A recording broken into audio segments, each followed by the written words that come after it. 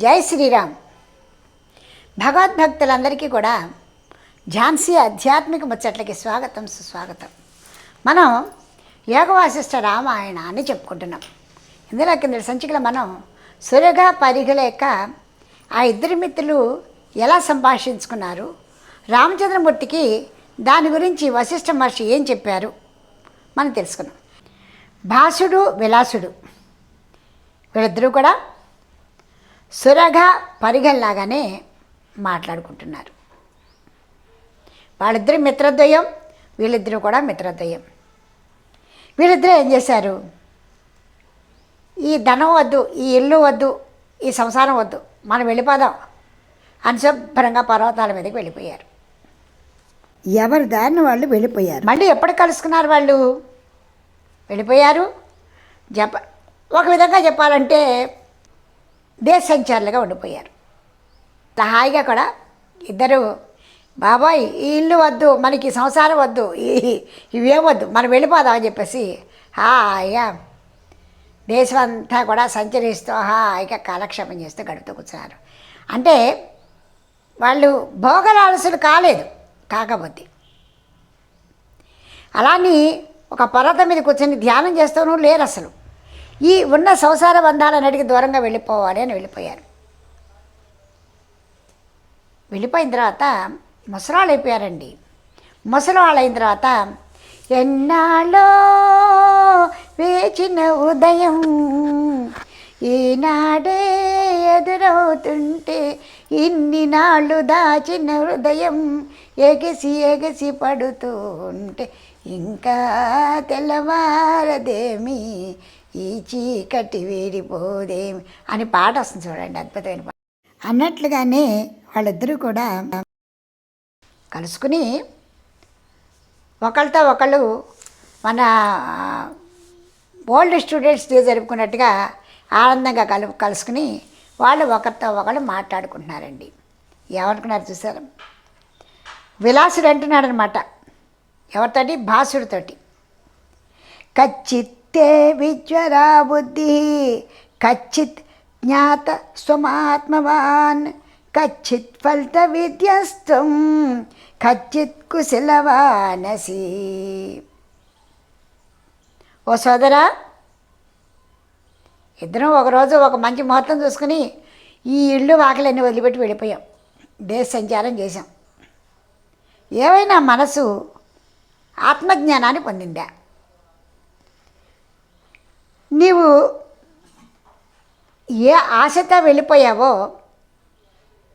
సంసార బంధాలు వద్దు అనుకుంటూ నిమిత్తం మాత్రంగా ఉండాలి, కోరికలన్నీ కూడా నశింపజేసుకోవాలనుకుంటే వెళ్ళావో అది ఫలించిందా? క్షేమంగా ఉన్నావా అని అడిగాడండి. అప్పుడు భాసుడు అంటున్నాడు చూడండి, ఎందుకంటే విలాసుడి మనస్తత్వం కూడా అలాగే ఉంది. భాసుడు కూడా విలాసుడిని అదే అడిగాడు. ఇద్దరూ కలిపి ఇప్పుడు భాసుడు అన్నాడు చూడండి, యవన్నాధిగతం జ్ఞేయం యావన్నాధిగతం జ్ఞేయం యావత్ క్షీణాన చిత్తభూ యావత్తీనో న సంసార స్థానన్మే కుశలం కుతః. భాసుడు అంటున్నాడు విలాసుడితోటి, మిత్రమా నువ్వు భలే అడిగావయ్యా. తెలుసో తెలియకో చిన్న వయసులో ఇల్లు వదిలేసి వెళ్ళిపోయాం, ఈ సంసార బంధాలు వద్దు అనుకుంటే వెళ్ళిపోయాం, ధనము కూడా వద్దు అనుకుంటే వెళ్ళిపోయాం. ఒక నిర్దిష్టమైనటువంటి ఆలోచన మనకి రాలేదు, కానీ మిడిమిడి జ్ఞానంతో మనం వెళ్ళిపోయాం. అయితే ఎంతవరకు జ్ఞేయమైనటువంటి ఆత్మని మనం పొందలేదు, ఎంతవరకు మనసులో కలిగేటువంటి వికారాదులన్నిటినీ మనం వదలలేదు, అంతవరకు శాంతం ఎక్కడా? ఈ విషయం నాకు వృద్ధాప్యం వచ్చిన తర్వాత తెలిసింది. అంతవరకు కుశలం ఎక్కడ? అటు సంసారంలో ఉండి భగవంతుని గుణగానం చేసుకుంటానో బతకలేకపోయాము. పూర్తిగా అన్నిటినీ వదిలేసి ఒక పర్వతం ఎక్కి ఎక్కడైనా ఒక పర్వతశిల మీద కూర్చుని దైవ ధ్యానం చేసుకుంటూ ఏకాగ్రతని కూడా సంపాదించుకోలేకపోయాం. ఉభయ భ్రష్టత్వం. ఉప్పర సన్యాసం అయిపోయింది. అయితే మనం ఎలా ఆలోచించినా ఆ కాలం మన కోసం ఆగలేదు. వృద్ధాప్యం రావటం మానలేదు. వృద్ధులం అయిపోయాము. కాబట్టి ఇంకా కుశలం ఎక్కడ? నాకు అర్థమైంది ఏంటంటే, ఆత్మలాభం వినా సాధో వినా జ్ఞానమౌషధం ఉదేతి పునరేవేయం దుం సంస్కృతి విసూచిక. విలాస, నేను నిజం చెప్తున్నాను. ఎవరికైతే ఆత్మ లభించదో, ఆత్మజ్ఞానాన్ని పొందలేడో, తనలో ఉన్నటువంటి ఈశ్వరుని ఎవరైతే గమనించలేరో, జ్ఞానం అనేటువంటి ఔషధాన్ని ఎవరైతే పొందలేరో వారికి కుశలం ఎక్కడ? మనము తెలుసో తెలియకో వీటన్నిటి నుంచి తప్పించుకు వెళ్ళిపోగలం అనుకుంటూ పారిపోయాం. కానీ శరీరాన్ని బాహ్యంగా పరుగులు పెట్టించాము. అంతేగాని మనసుని కంట్రోల్ చేసుకోలేకపోయాం, మనసుని నియంత్రించలేకపోయాం. నేనైతే మనసుని నియంత్రించలేకపోయాను. కాబట్టి ఆ దుష్ట సంసార విషయచి వ్యాధి నన్ను వెంబడిస్తూనే ఉన్నది. అందువల్ల నా పూర్తి జీవితకాలం అంతా కూడా నాకు వృధా అయిపోయింది. మరి నీ సంగతి ఏమిటి అని విలాసుడిని అడిగాడు. విలాసుడు కూడా ఇదే మాట చెప్పాడు. నేను కూడా నాకున్న మిడిమిడి జ్ఞానంతో నేను కూడా ఆ విధంగానే వెళ్ళాను. నీలాగే ఆ దుష్ట సంసారం మీదే ఆలోచన పడిపోయింది. కాబట్టి యుక్తి లేదు, ఇటు జ్ఞానాన్ని కూడా నేను పొందలేకపోయాను అంటూ వాళ్ళిద్దరూ మాట్లాడుకున్నారండి. అప్పుడు రామచంద్రమూర్తి అడిగాడనమాట వశిష్ఠ మహర్షిని. ఇప్పుడు ఎందుకంటే చిన్నపిల్లాడు రామచంద్రమూర్తి కూడా కుతూహలంగా ఉంది ఆయనకి. మరి ఏం జరిగింది? వృద్ధాప్యం వచ్చేసింది. ఇప్పుడు వాళ్ళు ఏం చేయగలిగారు? అప్పుడు వశిష్ఠ మహర్షి ఏమన్నాడంటే, నాయనా రామ, జరిగిన కాలాన్ని ఎవరూ తీసుకురాలేరు. కాబట్టి ఇంకా ఉన్న వయస్సు, ఉన్న ఓపిక పూర్తిగా కూడా పూర్ణమైన నిష్ఠతోటి ఆత్మజ్ఞానం వైపు నడిపించారు. ఆ విధంగా వాళ్ళు నిర్మలమైనటువంటి కాల జ్ఞానాన్ని పొందగలిగారు. వారి మనసు తిరిగి ఎటువంటి సంసారం అనేటువంటి సంబంధాల్లోకి కానీ బాహ్యమైనటువంటి విషయాలలోకి కానీ తొంగి చూడలేదు. కనీసం తొంగి కూడా చూడలేదు. అప్పటికే వాళ్ళు మోహ విరక్తులై ఉన్నారు. కాబట్టి శ్రీరామ, పూర్ణమైన జ్ఞానాన్ని పొందితే కానీ, పూర్ణమైన జ్ఞానము అంటే బాహ్యము అంతరంగిక విషయాలు పూర్ణంగా తెలుసుండాలి. అదే పూర్ణ జ్ఞానం. వీరు కేవలం బాహ్య సంసారాన్ని వదిలేసేసి పరుగు పెట్టాలి, ఆత్మజ్ఞానమే పరుగు పెట్టాలి అన్నారు. పూర్వజన్మ సంస్కారం ఉంటే కానీ అది జరగదు. వీళ్ళు ఇప్పుడు ఆత్మ సంస్కారం కోసం వెళ్ళిపోయారు. అటు ఆత్మ సంస్కారాన్ని పొందలేకపోయారు, బాహ్య సంస్కారాన్ని కూడా పొందలేకపోయారు.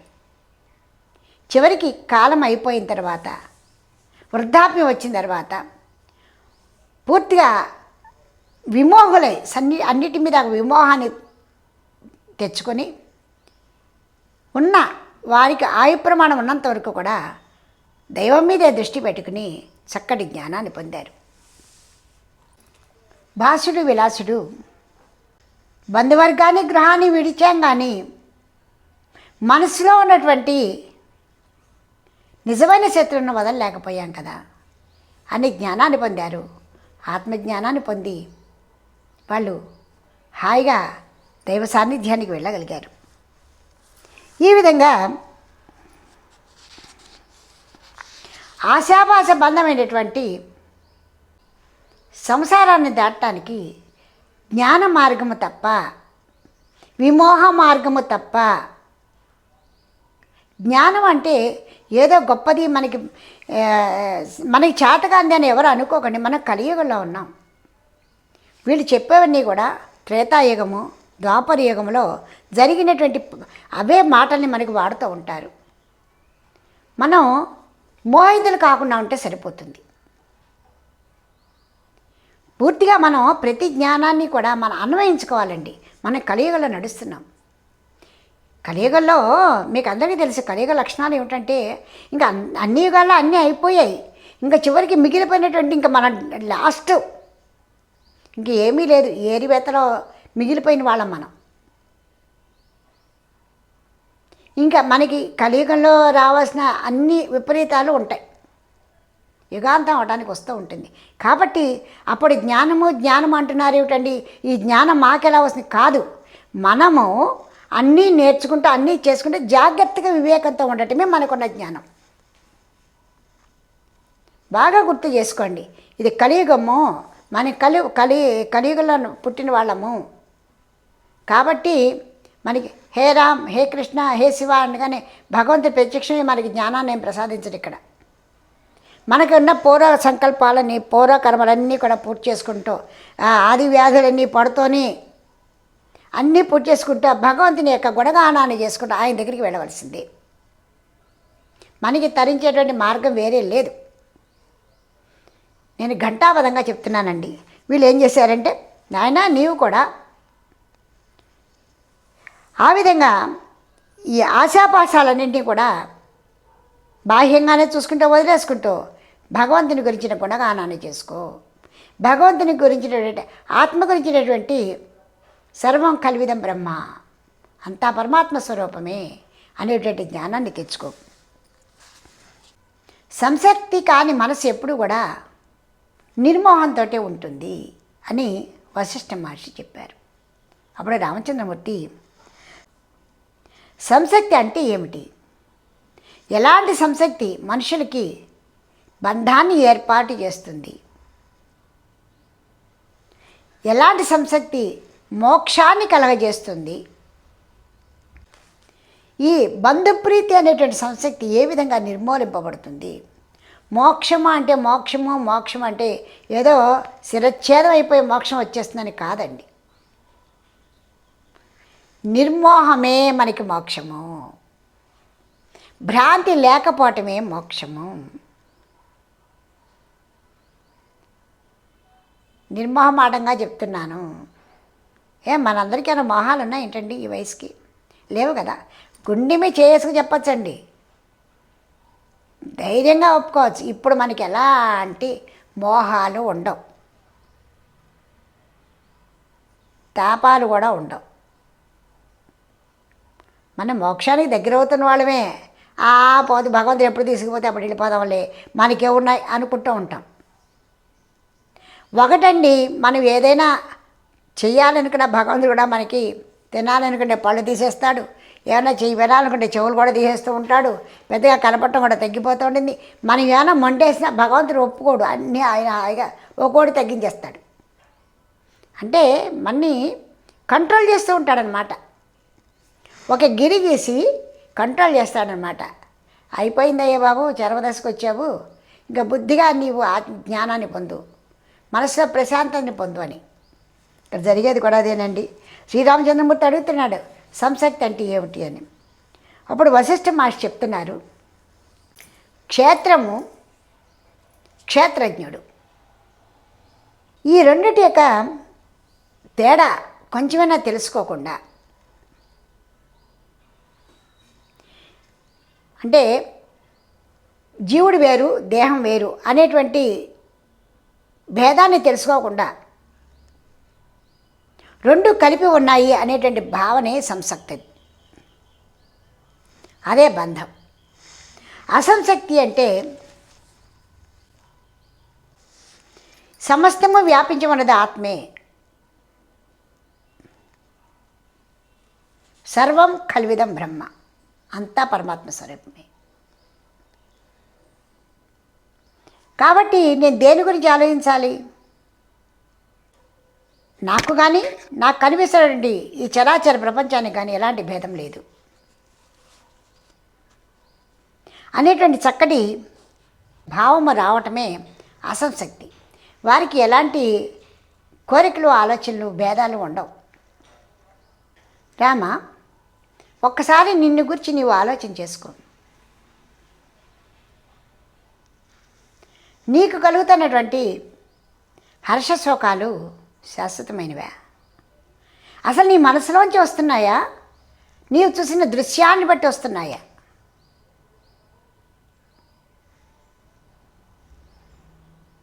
ఇందులో ఏది సత్యము అనేటువంటి విషయాల గురించి ఆలోచించు. రాకన్ మానవు హాని వృద్ధులు, పోకన్ మానవు ప్రాణంబులు, తాకన్ మానవు జన్మంబులు. ఇది ఒక నిరంతర ప్రవాహము. దేని గురించి ఆలోచించవద్దు. రామ, నీవు చిన్న వయసులోనే గొప్పటి జిజ్ఞాసకి గురి అయ్యావు. నీవు చాలా ధన్యుడివి. ఇది నీ భవిష్యత్ జీవితానికి ఎంతో మంచిది. ఎవరి పట్ల ఎలా ఉండాలి, ఏ ఏ సంఘటనలు జరిగితే నీవు ఎలా ఉండాలో నీకు బాగా అలవాటు అవుతుంది. ఇలా చెబుతున్నప్పుడు రామచంద్రమూర్తి, మునీంద్ర, మళ్ళా అడుగుతున్నాను అనుకోవద్దు.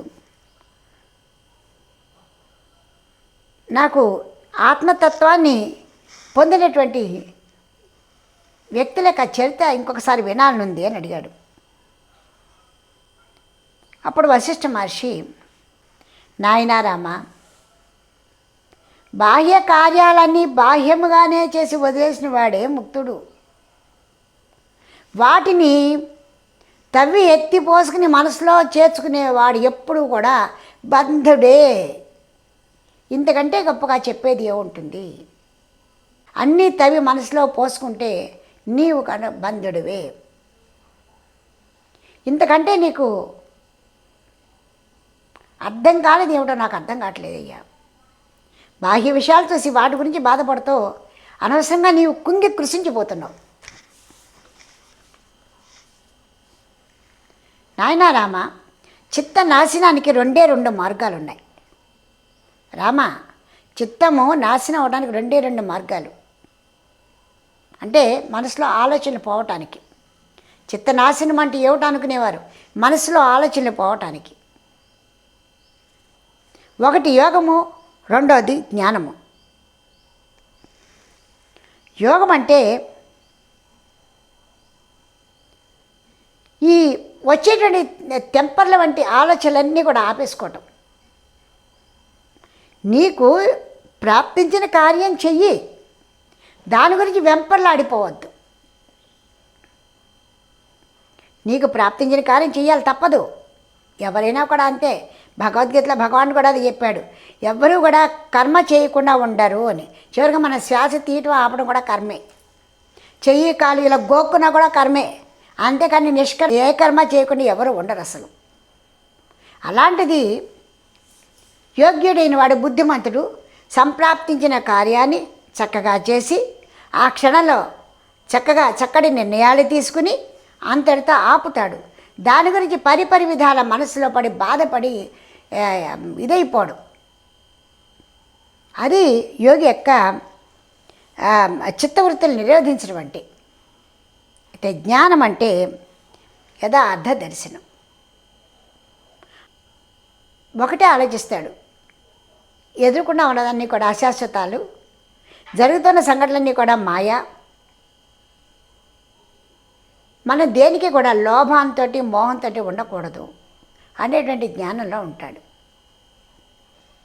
అప్పుడు శ్రీరామచంద్రమూర్తి మళ్ళీ అడుగుతాడు, ప్రాణాది వాయువుల్ని నిరోధించమంటున్నారు, అది ఎలా నిరోధించాలి? శాస్త్ర సజ్జన సాంగత్యాది సాధనల ద్వారా నీవు చిరకాల ధ్యానం వల్ల నిరోధించవచ్చు. దృఢాభ్యాసము, ప్రాణాయామము, ఏకాంతంగా ఉండటం. అందుకే మనకి రోజు మొత్తం మీద ఎంతో అంత కొంతసేపు మీకుగా మీరు ప్రశాంతంగా ఉండండి, ధ్యానం చేసుకోండి అని చెబుతారు. మొత్తం 23 గంటలు 12 గంటలు పడుకోవడానికి 12 గంటలు పని చేసుకున్నా సరిపోయినా కూడా ఒక్క అరగంట సేపు అయినా కూడా ధ్యానము యోగము చేయండి, మిమ్మల్ని మీరు ధ్యానంగా మౌనంగా ఉంచుకోండి అని చెప్పేది. అందుకే ఓంకారాన్ని ఉచ్చరిస్తూ బాహ్య పదార్థ జ్ఞానం సంపూర్ణంగా ఉపశమించేంత వరకు, అంటే ఏకాంతంగా కూర్చుని ఓంకారం చేసుకుంటూ, అంటే కూర్చోగానే ఎవరికి కూడా మనసు స్థిరంగా ఉండిపోదండి. ఖచ్చితంగా మనం అలా కూర్చుని కొద్దిసేపు ఒక 2 నిమిషాలు 3 నిమిషాలు 5 నిమిషాలు అయితే కానీ మనసు మన లోపల నిలబడదు. చిన్న విషయం అండి, నెలల రాయేస్తాం గిరిగిరి తిరుగుతూనే ఉంటుంది, అలా వదిలేసి కొంచెంసేపు ప్రశాంతంగా ఉంటాయి. మనసు కూడా అంతే. మనం ఇలా కూర్చుని వెంటనే ధ్యానంలోకి వెళ్ళిపోలేం. ఇలా కూర్చుని ఓంకారం చేసుకుని అబ్బాయి ఏంటో ఆలోచనలు వస్తున్నాయి, ఎట్లాగా వస్తే వచ్చాయి పర్వాలేదు, అలా ఒక ఏమి ఎవరితోటి మాట్లాడుకుని అది టైం పెట్టేసుకోవాలి మనం. నేను ఈ టైంలో ధ్యానం చేసినా నన్ను పిలవద్దు, నన్ను మాట్లాడించద్దు, నేను ప్రశాంతంగా ఉంటాను అని ఖచ్చితంగా మీరు చెప్పేసి వెళ్ళిపోయి కూర్చుంటే ఎవ్వరూ మన పిలవరండి. ఒకవేళ వాళ్ళు పిలిచినా మనం వెళ్ళక్కర్లే, మాట్లాడక్కర్లే. అంటే మన కోసం మనం చేసిన పని అండి ఇది. మనం కాలకృత్యాలు తీర్చుకుంటూ ఉంటాము. ఆ సమయంలో ఎవరిని పిలిస్తే పరిగెత్తుకుంటూ వెళ్ళిపోతున్నామా? తింటూ ఉంటాము, ఎవరిని పిలిస్తే వెళ్ళిపోతూ ఉంటామా? వస్త్రాలు ధరించుకుంటూ ఉంటాము, ఎవరిని పిలిస్తే వెళ్ళిపోతూ ఉంటామా? అన్నీ చేసి ఓ సినిమాకి వెళ్ళాలంటే వెళ్ళిపోతూ ఉంటాం ఖచ్చితంగా. అబ్బో ఈవేళ నేను సినిమాకి వెళ్తే తీరాలి, సినిమా చూడకపోతే రావలేదు అనుకుంటూ ఉంటాం. అన్నిటికంటే ఇది చాలా ముఖ్యమైనది. నేను ఖచ్చితంగా నేను ధ్యానం చేసుకుంటాను, ఈ సమయంలో నన్ను పిలవద్దు అని మనమే కంట్రోల్ చేసుకుని కూర్చుని ధ్యానం చేసుకుంటూ ఉంటే తెలియకుండానే మనసు చంటి పిల్లలాగా వచ్చి ఒళ్ళో కూర్చుండిపోతుందండి. అంటే హృదయం అనే ఒళ్ళో కూర్చుండిపోతుంది. నేను ఖచ్చితంగా చెప్తున్నా ఆ మాట, మీరందరూ అనుభవించి అవునా కాదో మీరే చెప్పండి. ముందు మీలో ఆ నిర్ణయం రావాలి ఫస్ట్, మనలో మనకి నిర్ణయం రావాలి ఫస్ట్. అందుకేనండి ఇది బ్రహ్మ మనకి మంచి ఆలోచన ఇస్తాడు. విష్ణుమూర్తి సరే శరీరం ఇచ్చాడు కదా, ఆయన మరి స్థితికర్త, లోపల ఈశ్వరుడు ఉన్నాడు, జ్ఞానం కోసం ప్రయత్నిస్తాడు, ఆయన తోడుగా ఉంటాడు మనకి. బ్రహ్మమురారి సురార్చితలింగం నిర్మల భాసిత శోభితలింగం జన్మజ దుఃఖ వినాశకలింగం తత్ప్రణమామి సదా శివలింగం అన్నట్టుగానే ఉంటుంది. అయితే ఆద్యంతరహితుడైనట్టు స్వప్రకాశకుడు అచ్యుతుడు అనంతుడు ఆది మధ్యాంతరహితుడైనటువంటి ఆ పరమేశ్వరుడు ఒక్కడే శాశ్వతమైన వాడు అనేటువంటి నిశ్చలమైన మనస్సుకు వచ్చి మనకున్నటువంటి సంకల్ప వికల్పాలన్నీ బంధాలే కాబట్టి వదిలేయి.